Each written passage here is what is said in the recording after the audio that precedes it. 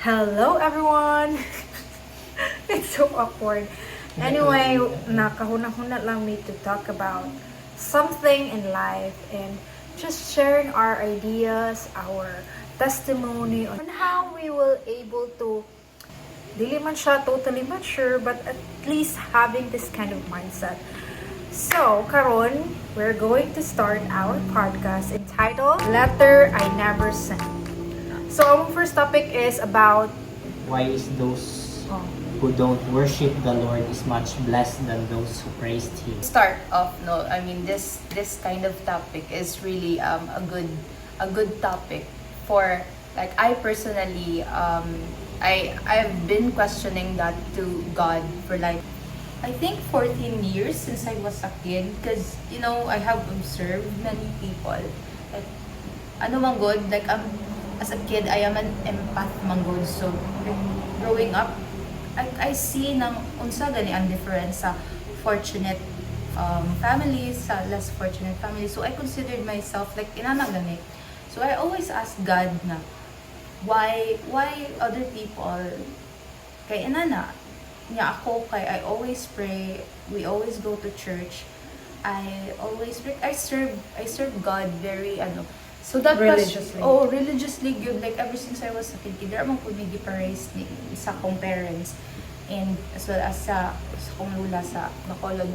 And naabot na lang pud like after 14 years nara gid na siya nga question, like abi na every time na gani siya like something na murag na may tabo ganin ako nga murag makasay ko nga malasa pud nako uy kay kuan kay mo jud ko nganong mas murag paboran nimo ang wala gani dili faithful sa imuha than me nga ako I consider myself faithful to you, Lord. Follow ko na ko tanan nga sige jud nako na isulti ni God until like sa college, second year college siguro katong ni adto kog Bacolod ay akong New Year's resolution ato kay nang give me something na makapastrengthen sa akong faith nimo.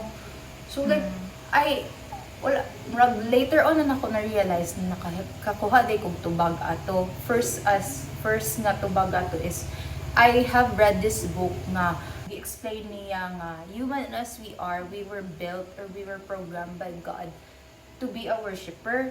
So na-realize na ko nga tao, like we worship something, like whatever it is, money, time, like idols, or like you're simply doing your phone, you're worshiping like doing your phone, like like we invest something. So mo to siya one nga ako nga human as we are, we worship the idols mo to. Second is katong si Lucifer gani, he was once a worshipper of God before siya naging devil. So he knows kung paano gani ang everything nag-works. Kay kabalo agud siya dito, and then napod sa Bible nga God and the devil like interacts gani, gistoryahan na gina sila. So sa pa lang dito pa lang sa si Job to, no, katong murag karat this mo to, like dito na ko pud other na realize nga oh yeah, like dili tanang blessings for me lang, dili tanang blessings comes from God. Kay ang devil is for me like very deceiver man gud. Iyang definition is deceiver. He always like the devil doesn't appear like bad. He always appear nang in appealing way sa tong mga mata. That's why. So I think not all that auto siya ang tubag for me. ako akay naamo ko kay believe na if privileged na ang person karon kay probably in her or his past life kay na siya something na na-fulfill nga na-please Lord mo nang nag-born nga golden spoon in their kuan, mga datot na sila pag buhi pa lang pa sa Squid Game winner, mapagkuan pa lang kay pasin kuan sa previous life niya kay privileged na siya nabuhat something na muna in this next generation, next life niya kay muna ang reward niya in some way po. Sa kaputo ingon nga kanang the devil is kuan mo nabay uban nga wata kabalo dili sa worshiper, so ni worship sila ni kuan sa evil. So ilahang gi-offer ilahang kuan and a return kay mo una siya ang ihatag sa ila. But ang other way pud ana kay si Lord naamo gud siya different kind of blessings na dili man literally material things. If we pray for peace, gatagan ta niya og daghan kaayong test para ma-achieve nato ang peace na nga atong i-pray. If we pray for wisdom, like mga yana, tagantan niyang daghan yung pasakit, kay dira mo ta mag-earn. Kay kung ihatag lang na niya, dili mo siya as a father nga spoon feed lang ka. Malimtan mo na to siya whenever we are in that peak of na ana nato tanan kalimot natin. O if mamatay na tayo sa kalibutan, hindi na nato madala. So, for sure kanang mga dato na kaayo, for sure na gina sila gilak sa ilang life. So we always should aim for something that we don't have. Even if mga rich, they always aim for peace and happiness of those who are poor nga malipay ra in asin na ng sudan nila at least contentment ra ba contentment. Ako is, since gabata ko is full of question ko na nagtubo. Ano yun, na napa. Full of question, curiosity. Until nga nag-age ko o mga 15 na dito na ko nung ano nga, unfair ba? Life so unfair. Lain kayo ba? Ang uban kay nindot na kayo ilahang panginabuhi and ako na sa low. At the same time kay nagtubo ko sa bully. Bullying ba? So kung nila bully ko, ano yung ani ko, ano di ko same nila, di ko level nila ba? Nagtubo ko na nga pangutanan yung hangtod nga niya ako sa eh syempre dili ka provide na ako parents na ako, especially kung ako gustong paliton, di syempre di na mauna, yung priority dyan na ang needs. Eh syempre bata biya ka rin, pinapampaliton din siya mga gusto. And then, until such time, ganahan ko nga maningkamot o bakuha. Ganahan ko mo-learn na independent. And dito ko sagod ko pangita ang trabaho na nagdawat na ako. So your experiences made you being more independent and responsible na person or son sa inyong family. So that's the learning shaping. That's the blessing na muto na naka-question ka ato anong inani yung gibuli ko anong pasakit ko nga worshiper man takay ko nimo Lord. So the kuana na is if we see it in the other side ba dili lang tanang sakit din atong matanawon. If we see the other side, ito ang lessons na nimo ma-receive. Which is that is the blessing. Contentment lang yun. Like, bisa ganig, the wisest king sa Bible ganit. Kay wisest and richest king ba? Si Solomon ganit, my favorite character. Shout out. Shout out dyan sa heaven. Like, nung bisag siya, may siya nga. No matter how, like, high na ka daw, like, kuha niya tanang knowledge, tanang riches, meaningless rin siya. It's like chasing the wind.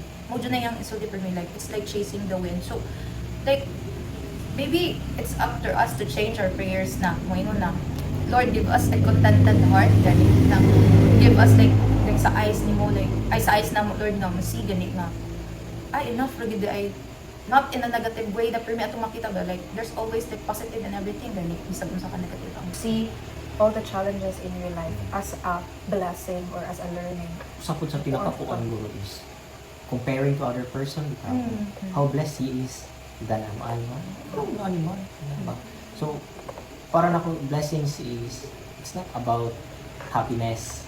It's not about na kanang masatisfied ka pa. It's all about na how we learn, how we grow. Kanang himutang stronger ba.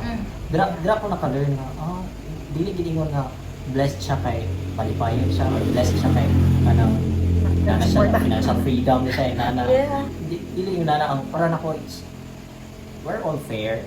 Kaso lang kanang blessed ta in different situation. Tungod ramang gud nga nag-aim ta dinana because of the environment pa. Kung comparison na if we see it na lahi man pud ako ang journey. Dili wala may race ang life. We learn differently.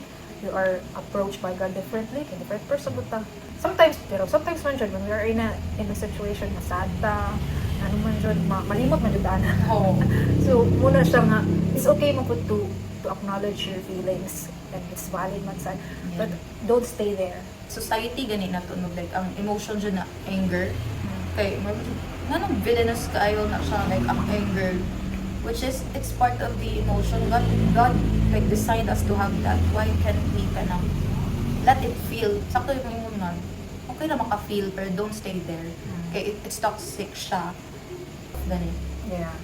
Muna ko na kay if you mo po nang i-restrict yourself na di na jud ko dapat ma-feel na ni mapuno ba yata. So yeah. So that's it. So the takeaway is a summary of all is just why is other people kanang worshiper ni Lord blessed and those who worship him is na murag something kulang. It's just that our ato ra jud ang mindset. If we see it in a different way, maka-acknowledge jud ta and just be grateful on what we have, because kung unsay naa nimo ron, in God's point of view, that's what you need right now. Yeah. So, kamo. Sakto yung gisay nga, like, i-give ni Lord na to is, mo ginay mo blessing niya, di lang yun na to makita kay, we keep on looking sa other, like, atong mata kay nasa sa ilaha, na nato gani nga sa Bible nga, I don't know, nalimot kung sa nga verse nga, dapat daw, before daw ka mo tanaw sa uban, manamin sa daw ka, nga na gani. So, yeah, we pray na to, and i-build na to na nga habit na keep on looking to yourself, para makita po nimo kung sa mga need nimo improve, And- be a better servant. And the more nga grateful ka, and the more nga kung kanang contented ka on what you have, dira man ta maka-attract og something pang nga kinahanglan nato di ay, or kanang atong gi-pray, diba?